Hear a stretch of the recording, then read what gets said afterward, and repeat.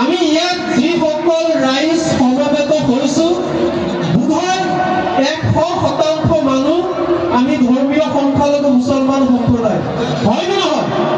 আৰু ধৰ্মীয় সংখ্যালঘু মুছলমান সম্প্ৰদায়ৰ মানুহ হিচাপে আমি প্ৰত্যেকজন মানুহে অনুভৱ কৰোঁ যে আমি বঞ্চিত হৈছোঁ, আমাৰ লগত প্ৰতাৰণা কৰা হৈছে, হয় নে নহয়?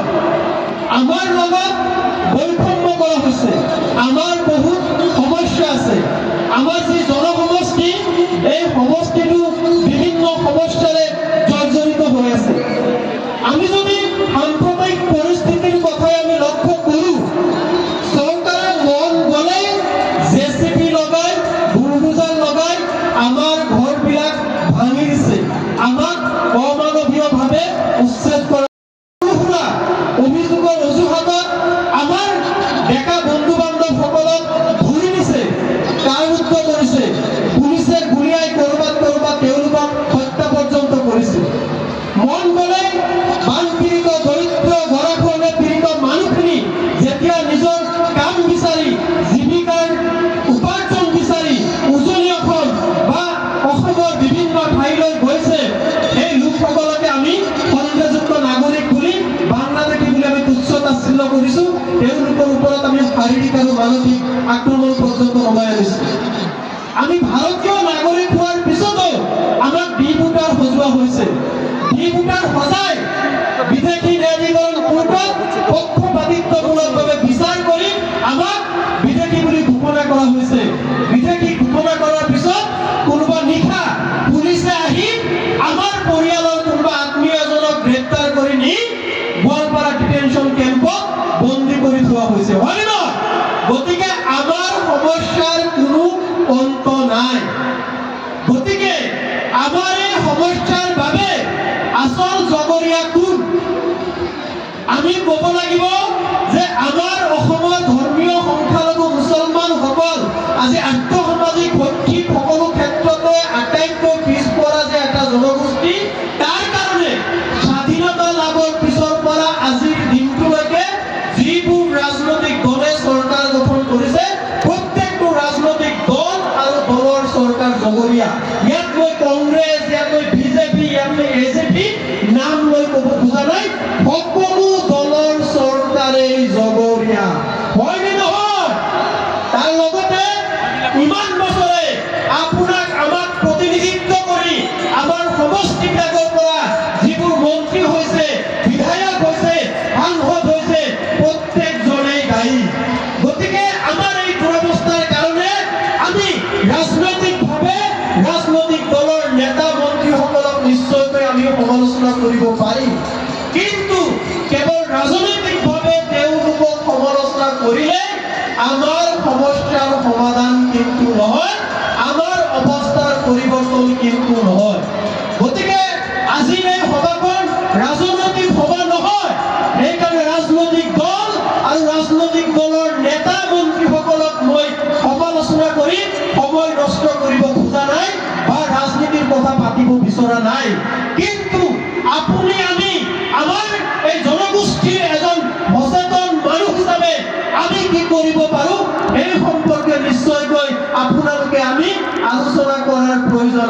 এই যে আমাৰ সমস্যাবিলাকৰ কথা ক'লো, এই সমস্যাবিলাকৰ পৰা পৰিত্ৰাণ পোৱাৰ একমাত্ৰ উপায় হ'ল কি? আমি সকলোৱে ইছলাম ধৰ্মী লোক, আমি পবিত্ৰ কোৰআন শৰীফক বিশ্বাস কৰোঁ, হয় নে নহয়? গতিকে আমাৰ পবিত্ৰ কোৰআন শৰীফৰ যিটো প্ৰথম বাণী, সেই প্ৰথম বাণীটো হৈছে ইকৰা। ইকৰা মানে কি? পঢ়িবলৈ কৈছে। ইকৰা মানে কেৱল কোৰআন শৰীফ পঢ়িবলৈ কোৱা নাই, পঢ়িবলৈ কৈছে। কোৰআন শৰীফ পঢ়াৰ লগতে জ্ঞান বিজ্ঞানৰ কিতাপো পঢ়িবলৈ কৈছে, আধুনিক শিক্ষা আহৰণৰ কথাও কৈছে। বুজি পাইছেনে? গতিকে কোৰআন শৰীফে আৰু এটা কথা আছে, সেই কথাটো হ'ল যে যি জাতিয়ে বা যি জনগোষ্ঠীয়ে নিজৰ অৱস্থাৰ পৰিৱৰ্তনৰ কথা নিজে চেষ্টা নকৰে, এই জাতি বা জনগোষ্ঠীৰ কেতিয়াও পৰিৱৰ্তন নহয়। স্বয়ং আল্লাহ তাআলাইও সেই জাতি বা জনগোষ্ঠীৰ পৰিৱৰ্তন কৰি দিব নোৱাৰে। মই পবিত্ৰ কোৰআন শৰীফৰ পৰা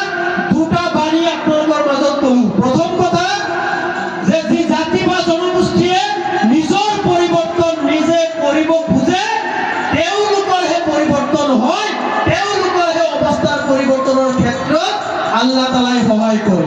আৰু দ্বিতীয় কথাটো আমাৰ অৱস্থাৰ পৰিৱৰ্তন কেনেকৈ হ'ব সেই কথাটো কোৰআন শৰীফে কৈ গৈছে। সেই কথাটো হ'ল যে আমি পঢ়িব লাগিব, পঢ়াৰ জৰিয়তে আমি আমাৰ অৱস্থাৰ পৰিৱৰ্তন কৰিব লাগিব। এই কাহিনীতে আমাৰ প্ৰিয় নবী হযৰত মুহাম্মদ সাল্লাল্লাহু আলাইহি ওয়াসাল্লাম কৈ গৈছিলে যে জ্ঞান আহৰণৰ কাৰণে প্ৰয়োজন হ'লে তোমালোকে চীন দেশলৈকে যাবলৈকে কুণ্ঠাবোধ নকৰিবা। চীন দেশ আজিৰ পৰা 570 খ্ৰীষ্টাব্দৰ আগতে কৈছিল। সেই সময়ত জাহাজৰ সৃষ্টি হোৱা নাছিল, ৰাস্তাৰ অৱস্থা ভাল হোৱা নাছিল। গতিকে এখন দেশৰ পৰা অন্য এখন দেশলৈ যাবলৈ কিমান কষ্ট সাধ্য কৰিবলগীয়া হৈছিলে। সেই কষ্ট সাধ্য কৰাৰ কাৰণে হযৰত মুহাম্মদ সাল্লাল্লাহু আলাইহি সাল্লামে আমাক পৰামৰ্শ দি গৈছে। অৰ্থাৎ আমি পঢ়িবৰ কাৰণে, জ্ঞান আহৰণ কৰিবৰ কাৰণে আমাৰ যিমানেই কষ্ট নহওক কিয় আমি যাতে এই কষ্ট আৰু ত্যাগ স্বীকাৰ কৰিবলৈ আমি যাতে সাজু থাকো, সেই কথাটো আমাক তাহানিতে কৈ গৈছে। গতিকে আজিৰ এই সভাত আমাৰ যিসকল সন্মানীয় অভিভাৱক অভিভাৱিকাসকল আছে, আপোনালোকক অনুৰোধ জনাইছো যে আপোনালোক আমি সকলোৱে মিলি এটাই সংকল্প ল'ব লাগিব যে আমাৰ সমাজখনৰ পৰিৱৰ্তনৰ কাৰণে, আমাৰ সমাজৰ সকলো সমস্যা দূৰ কৰাৰ কাৰণে আমি সকলোৱে আমাৰ সমাজত এটা ব্যাপক সকলোৱে নিজৰ নিজৰ অতি সন্ততিক উপযুক্ত আৰু গুণগত শিক্ষাৰে শিক্ষিত কৰি তুলিব পাৰিব লাগিব। কেৱল নিজৰ পৰিয়ালৰ সন্তানক নহয়, আমাৰ ওচৰে পাজৰে থকা, আমাৰ গাঁওখনত থকা, আমাৰ অঞ্চলখনত থকা আটাইতকৈ দৰিদ্ৰ পৰিয়ালৰ সন্তানেও যদি কিবা অসুবিধাৰ কাৰণে তেওঁলোকে ভালকৈ পঢ়া পাতি কৰিব পৰা নাই, তেওঁলোকক পঢ়া পাতি কৰোৱাৰ ক্ষেত্ৰত আমি সকলোৱে লগে ভাগে তেওঁলোকক আমি সহায় কৰিব লাগিব। আমি এইখিনি কাম কৰিম নে নকৰিম? কৰিব লাগিব। আৰু পঢ়া মানে কেৱল আমাৰ নিজৰ ল'ৰা সন্তানক ভালকৈ পঢ়ালে নহ'ব। আমি নিজৰ ল'ৰা সন্তানটোক যেনেকুৱা ধৰণে মৰম কৰোঁ, আমাৰ ল'ৰা সন্তানটোক যেনেকুৱা ধৰণে ভালকৈ পঢ়া পাতি পঢ়োৱাৰ কাৰণে, ডক্টৰ বনোৱাৰ কাৰণে, ইঞ্জিনিয়াৰ বনোৱাৰ কাৰণে, শিক্ষক বনোৱাৰ কাৰণে, ডিচি বনোৱাৰ কাৰণে, এছপি বনোৱাৰ কাৰণে আমি চিন্তা কৰোঁ, একে চিন্তা আমি আমাৰ ছোৱালীৰ ক্ষেত্ৰতো কৰিব লাগিব, কন্যা সন্তানৰ ক্ষেত্ৰতো কৰিব লাগিব। আমাৰ কন্যা সন্তানক 14 বছৰ 15 বছৰ বা আইন মতে কেৱল 18 বছৰ বয়স হৈ যোৱাৰ লগে লগে বিয়া দিয়ে দায়িত্ব সৰাৰ কথা আমি কিন্তু চিন্তা কৰিলে নহ'ব। আমি আমাৰ ছোৱালীক উপযুক্ত আৰু গুণগত শিক্ষাৰে শিক্ষিত কৰি স্বাৱলম্বী কৰাৰ পিছত যাতে আমি বিয়া দিয়াৰ কথা চিন্তা কৰোঁ। বুজি পাইছেনে নাই? আপোনালোকৰ আমাৰ ছোৱালীক আমি ডক্টৰ, ইঞ্জিনিয়াৰ, প্ৰফেচাৰ, বিজ্ঞানী, ডিচি, এছপি আমি বনোৱাৰ সংকল্প ল'ব লাগিব। আপোনালোকে ল'বনে নাই? গতিকে এইটো হ'ল দ্বিতীয় আহ্বান আপোনালোকলৈকে। আৰু ইয়াত যিসকল আমাৰ মৰমৰ ছাত্ৰ ছাত্ৰীসকল আছে, হাই ছেকেণ্ডাৰী পঢ়ি আছে, ক্লাছ 9ত পঢ়ি আছে, 10ত পঢ়ি আছে, 8ত পঢ়ি আছে, মৰমৰ ছাত্ৰ ছাত্ৰীসকল, আপোনালোকক মই এটা কথাই অনুৰোধ কৰিম, আপোনালোকে আপোনালোকৰ সমস্যাৰ কথা পাহৰি যাওক। যে আপোনাৰ ঘৰত সমস্যা আছে, আপোনাৰ ঘৰ দৰিদ্ৰ, আপোনাৰ পৰিয়াল দৰিদ্ৰ, আপোনাৰ যদি ইচ্ছা থাকে তেতিয়াহ'লে আপোনাৰ যিমানেই সমস্যা নাথাকক কিয়, আপুনি যিমানেই দৰিদ্ৰতাৰ কবলত পকাই নাথাকক কিয়, আপুনি ইচ্ছা থাকিলে আপুনি যি হ'ব বিচাৰে তাকে আপুনি হ'ব বিচাৰিব। You can do what you wanted to do. আপুনি যি কৰিব বিচাৰিব তাকে আপুনি হ'ব পাৰিব। গতিকে আপোনালোকে নিজৰ জীৱনৰ লক্ষ্য আপোনালোকে ঠিক কৰি লওক। আপোনালোকে আচলতে কি হ'ব বিচাৰে? ডক্টৰ হ'ব বিচাৰে, ইঞ্জিনিয়াৰ হ'ব বিচাৰে, কলেজ টিচাৰ হ'ব বিচাৰে, ডিচি হ'ব বিচাৰে, এছপি হ'ব বিচাৰে, বিজ্ঞানী হ'ব বিচাৰে, আপোনালোকে সকলোৱে হ'ব পাৰিব, কেৱল নিজৰ ইচ্ছা শক্তিটো লাগিব। গতিকে সেইকাৰণে আজিৰ পৰা আপোনালোকে সংকল্প লওক যে আপোনালোকে যি হ'ব বিচাৰে তাকে নিজৰ লক্ষ্য আপোনালোকে ঠিক কৰি লওক। 1 নম্বৰ। কিন্তু কেৱল লক্ষ্য ঠিক কৰি ল'লে আমি আমাৰ লক্ষ্যত উপনীত নহ'ব পাৰোঁ, হয় নে নহয়? গতিকে লক্ষ্যত উপনীত হ'বলৈ হ'লে, আমাৰ সপোন যদি পূৰণ কৰিব লাগে, তেতিয়াহ'লে আমি কষ্ট কৰিব লাগিব, আমি পৰিশ্ৰম কৰিব লাগিব। আমি ছাত্ৰ, আমি হাজিৰা কৰিব নালাগে। আমি পৰিশ্ৰম কৰা মানে আমি ভালকৈ পঢ়িব লাগিব, কিতাপ আমি ভালকৈ পঢ়িব লাগিব। আপোনালোকে ভালকৈ পঢ়াৰ কাৰণে আপোনালোকে সংকল্প লওক, ল'বই নাই। আপোনালোকে যদি ভালকৈ পঢ়ে তেতিয়াহ'লে নিশ্চিতভাৱে আপোনালোকে ভাল ফলাফল লাভ কৰিব পাৰিব, ভাল ৰিজাল্ট আপোনালোকে লাভ কৰিব পাৰিব। কিন্তু মৰমৰ ছাত্ৰ ছাত্ৰীসকল, কেৱল ভালকৈ নিজৰ পাঠ্যপুথি পঢ়ি ৯৯% পালে সেইটো সফলতাৰ কাৰণে যথেষ্ট নহয়। আমি সকলোৱে জানো, একেবাৰে DCSPৰ পৰা আৰম্ভ কৰি শিক্ষক হ'বলৈকেও বা কেৰাণীৰ চাকৰি এটাৰ কাৰণেও আজিৰ যুগত আমি প্ৰতিযোগিতামূলক পৰীক্ষাত অৱতীৰ্ণ হ'ব লাগে, লাগেনে নাই? কিন্তু কেৱল পাঠ্যপুথিৰ কিতাপ পঢ়ি ভাল ৰিজাল্ট কৰিলে আমি কম্পিটিটিভ এক্সামত কিন্তু ভাল ৰিজাল্ট আমি কৰিব নোৱাৰিম। সেইকাৰণে পাঠ্যপুথি অধ্যয়নৰ লগতে আমাৰ নিজৰ বাহিৰৰ জগতখনত কি ঘটি আছে তাৰ জ্ঞান আহৰণ কৰিবলৈ আমি কি কৰিব লাগিব? বাহিৰা কিতাপ পঢ়িব লাগিব, আলোচনী পঢ়িব লাগিব, পেপাৰ পঢ়িব লাগিব, আমাৰ জ্ঞান আমি উজ্জ্বল কৰিব লাগিব। বহু আমাৰ বন্ধু বান্ধৱী আছে কিবা কম্পিটিটিভ সেইটো মুখস্থ কৰিবলৈ চেষ্টা কৰে, সেনেকৈ পঢ়ি কম্পিটিটিভ এক্সাম কেতিয়াও আপুনি সফল হ'ব নোৱাৰে। কম্পিটিটিভ এক্সাম সফল হ'বলৈ হ'লে এতিয়াৰ পৰাই আমাৰ অভ্যাস কৰি তুলিব লাগিব বাহিৰৰ কিতাপ পঢ়া, খবৰ ৰখা।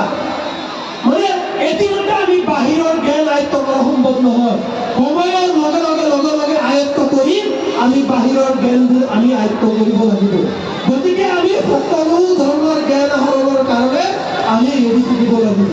৩ নম্বৰ কথাটো হ'ল যে এই কথাটো কোৱা হয় যে আমি পঢ়িব লাগে, কিয় পঢ়িব লাগে সেই কথাটো ভালকৈ আলোচনা কৰা হয়, কিন্তু আমি কেনেকৈ পঢ়িব লাগে এই কথাটো বহুত কমকৈ আলোচনা কৰা হয়। মৰমৰ ছাত্ৰ ছাত্ৰীসকল, পঢ়াৰ মূল মন্ত্ৰটো হ'ল যে পঢ়া কামটো একেলগে ৩টা কাম। কেৱল পঢ়িলে নহ'ব, আপুনি কি পঢ়িলে সেইটো আপুনি ভাবক যে আপুনি পঢ়ি কি বুজি পালে। তাৰপিছত আপুনি যি বুজি পালে সেইটো আপুনি নিজৰ ভাষাত লিখিবলৈ যত্ন কৰক। অৰ্থাৎ পঢ়া কামটো ৩টা কাম। আপুনি যদি কোনো এটা বিষয়বস্তু পঢ়ে তেতিয়াহ'লে দুবাৰ যদি পঢ়ে দুবাৰ আপুনি ভাবিব, দুবাৰ আপুনি লিখিব। অৰ্থাৎ পঢ়িব লাগিব, ভাবিব লাগিব আৰু লিখিব লাগিব। আপোনালোকে আপোনাৰ সন্তানক যদি এনেকুৱা ধৰণে পঢ়ায়, এনেকুৱা ধৰণে পঢ়াৰ জৰিয়তে যি জ্ঞান আয়ত্ত কৰিব সেই জ্ঞান চিৰদিনৰ কাৰণে থাকি যাব আৰু জীয়াই থকালৈকে সেই জ্ঞানে আমাক কামত দিব। বুজি পাইছেনে? আমি এনেকুৱা ধৰণে পঢ়িব লাগিব। মই একেবাৰে শেষৰ অংশলৈকে আহিছোঁ। আমাৰ সমাজত আমাৰ কাৰণে এটা ডাঙৰ টেনশ্যন হৈছে যে আমাৰ মৰমৰ ছাত্ৰ ছাত্ৰীসকলক আমি মোবাইলৰ পৰা আঁতৰত ৰাখিব নোৱাৰোঁ। আমাৰ ঘৰৰ ল'ৰা ছোৱালীৰ কাৰণে মোবাইলটো ডাঙৰ টেনশ্যন হৈছেনে নাই? গতিকে মোবাইলটো আপোনাৰ ল'ৰা ছোৱালীক আঁতৰত ৰখাৰ কাৰণে ১ নম্বৰ কামটো আমাৰ গাৰ্জেনসকলে কৰিব লাগিব। গাৰ্জেনসকলে ১ নম্বৰ কামটো কি? আপোনালোকে আপোনালোকৰ ল'ৰা ছোৱালীৰ সন্মুখত মোবাইলত গান শুনি নাথাকিব, ইউটিউব চাই নাথাকিব, ৰিল চাই নাথাকিব, চিনেমা চাই নাথাকিব। অৰ্থাৎ আপোনালোকে নিজে নিজৰ ল'ৰা ছোৱালীৰ সন্মুখত মোবাইল চলি নাথাকিব। ১ নম্বৰ। দ্বিতীয় কথাটো হ'ল যে কেৱল ফোন আহিলে, ফোন ধৰিলে আৰু ফোন কৰিলে এইখিনি কাম আপোনালোকে মোবাইলৰ জৰিয়তে কৰক। আপোনালোকে নিজে মোবাইল ল'ৰা ছোৱালীৰ সন্মুখত ব্যৱহাৰ কৰি ল'ৰা ছোৱালীক যদি মোবাইল বেয়া বুলি কয়, ল'ৰা ছোৱালীয়ে কিন্তু মোবাইলৰ পৰা কেতিয়াও দূৰত নাথাকে। বুজি পাইছেনে নাই? ল'ৰা ছোৱালীৰ কাৰণে আপোনালোকে নিজে চেক্ৰিফাই কৰিব লাগিব, লাগিব। যদি আপোনালোকে মোবাইলৰ পৰা আঁতৰত থাকে, চাব যে আপোনালোকৰ ল'ৰা ছোৱালীয়ে লাহে লাহে মোবাইলৰ পৰা আঁতৰত থকাৰ কাৰণে তেওঁলোকৰ অভ্যস্ত হৈ যায়। তাৰপিছতো এনেকুৱা সময় যে মোবাইল দিনৰ কোনোবা নহয় কোনোবা সময়ত এবাৰ নহয় দুবাৰ সেই ল'ৰা ছোৱালীয়ে মোবাইলটো ল'বই। আপুনি এইটো কণ্ট্ৰল কৰিব নোৱাৰিব, ইম্পচিবল কথা। কিন্তু মোবাইলটো বিচাৰিলে মোবাইলটো সেই ল'ৰা ছোৱালীৰ হাতত ইচ্ছামতে নিদিব। মোবাইলটো দিয়াৰ লগতে মোবাইলত আপোনাৰ ল'ৰা ছোৱালীয়ে কি চাব সেই কথাটো আপোনালোকে মোবাইলত উলিয়াই দিয়ক। মোবাইলত কেৱল বেয়া বস্তু নাই, মোবাইলটো এটা শিক্ষাৰ মাধ্যম হয়। স্কুলত যি শিক্ষাৰ ভাল ভাল যি কথা আছে গোটেই কথাবিলাক মোবাইল মোবাইলৰ মাজত আছে। যেতিয়া আপুনি আপোনাৰ ল'ৰা ছোৱালী মোবাইল দিব, তেতিয়া মোবাইলত সেই ধুনীয়া ধুনীয়া কথা থকা, ধুনীয়া ধুনীয়া পয়েমছ থকা, ৰাইমছ থকা বা ধুনীয়া ধুনীয়া ছবি আঁকাৰ কিতাপ থকা সেইবিলাক দিব। আপোনালোকে চাব যে মোবাইলটো চালেও মোবাইলৰ জৰিয়তে আপোনালোকৰ ল'ৰা ছোৱালীয়ে শিক্ষা আহৰণ কৰি আছে। মোবাইলৰ জৰিয়তে কোনো ধৰণৰ বেয়া শিক্ষা নাপায়। বুজি পাইছেনে? আৰু দ্বিতীয় কথাটো হ'ল যে যিমান পাৰে আপোনালোকে নিজৰ ল'ৰা ছোৱালীক সময় দিবলৈ যত্ন কৰক। কেৱল স্কুলত পঠিয়াই দি আপোনালোকৰ দায়িত্ব কিন্তু শেষ নকৰিব। স্কুলত গৈ কি কৰিছে নকৰিছে এই খবৰটো লওক। স্কুলৰ পৰা অহাৰ পিছত ধুনীয়াকৈ ওচৰত বহক, ৰাতি 2 ঘণ্টা বহক, ৰাতিপুৱা 1 ঘণ্টা বহক। পিতৃ মাতৃয়ে নিজৰ ল'ৰা ছোৱালীৰ লগত যিমান সময় দিব, যিমান ভালকৈ কথা পাতিব, যিমান মৰম কৰি পঢ়াব, সিমানে তেওঁলোকৰ ভাল ভাল অভ্যাস গঢ় লৈ উঠিব, সিমানেই তেওঁলোকে বেয়া বেয়া কামৰ পৰা আঁতৰত থাকিব আৰু তেওঁলোকে ভাল অভ্যাস গঢ় লৈ ভালকৈ পঢ়া পাতি কৰিব। এইখিনি কাম গাৰ্জেন হিচাপে আপোনালোকে দায়িত্ব পালন কৰিব লাগিব। কৰিবই নাই? মই বেছি কৈ আছো নেকি? আৰু এটা কথা, আজিকালি মাদক দ্ৰব্য, মদ, ভাং, চিগাৰেট, পান, তামোল, আনকি ড্ৰাগছ পৰ্যন্ত আহি গৈছে। ড্ৰাগছ সেৱন কৰি আমাৰ মেধাৱী ছাত্ৰ বন্ধু 2 এজন ঢুকুৱাৰ খবৰো আমাৰ এই অঞ্চলবিলাকত আহিছে নে নাই? গতিকে আমি আমাৰ ল'ৰা ছোৱালীক কেনেকৈ ইয়াৰ পৰা মুক্তি দিম বা দূৰত ৰাখিম, তাৰ কাৰণে গাৰ্জেনসকলে আটাইতকৈ ডাঙৰ ভূমিকা পালন কৰিব লাগিব। কি? আপোনালোকে পাৰিলে পান, তামোল, চাদা, বিড়ি এইবিলাক খোৱা বাদ দিয়ক। আৰু যদি বাদ দিব নোৱাৰে, অন্তত নিজৰ ল'ৰা ছোৱালীৰ সন্মুখত এইবোৰ নাখাব। নিজৰ ল'ৰা ছোৱালী বা সৰু সৰু ল'ৰা ছোৱালীক দি পান তামোল আনিবলৈ, বিড়ি আনিবলৈ, চিগাৰেট আনিবলৈ, চাদা মাৰি দিবলৈ, চাদা আনিবলৈ এইবিলাক ফৰমাইছ আপোনালোকে নিদিব। এই কামখিনিৰ জৰিয়তে আপোনালোকে নিজে ক'ব নোৱাৰাকৈ আপোনালোকৰ নিজৰ ল'ৰা ছোৱালী, নিজৰ ভাই ভাতিজী, আমাৰ সমাজৰ উঠি অহা ল'ৰা ছোৱালীক আমি আৰু সমাজ হিচাপে আমি আমাৰ ল'ৰা ছোৱালীক যাতে মদ, ভাং, জুৱা এইবিলাকৰ পৰা আঁতৰত ৰাখিব পাৰোঁ, তাৰ কাৰণে আমাৰ সমাজত বা অঞ্চলত যিবিলাক ল'ৰা ছোৱালীৰ এইবিলাক বেয়া অভ্যাস আছে তেওঁলোক আমি বুজাব লাগিব। এবাৰ নহয়, 2বাৰ নহয়। বুজোৱাৰ পিছত যদি নুবুজে, তাৰপিছত প্ৰয়োজন হ'লে তেওঁলোকৰ বিৰুদ্ধে সমাজ হিচাপে আমি অনুশাসনমূলক ব্যৱস্থা ল'ব লাগিব। তাৰপিছতে যদি ঠিক নহয়, প্ৰয়োজন হ'লে আমি পুলিচ প্ৰশাসন আইনৰ সহায় লৈ হ'লেও আমাৰ সমাজৰ পৰা এনেকুৱা ধৰণৰ বেদীবিলাক আমি দূৰ কৰিব লাগিব। গতিকে সন্মানীয় ৰাইজ, মই আৰু বেছি দীঘলীয়া কৰিব খোজা নাই। মোৰ কথা আপোনালোকৰ ভাল নালাগিবও পাৰে, বেয়া লাগিবও পাৰে, কিন্তু এইখিনি কথাটো আজিৰ তাৰিখত আমাৰ কাৰণে কোৱাটো খুব প্ৰয়োজন।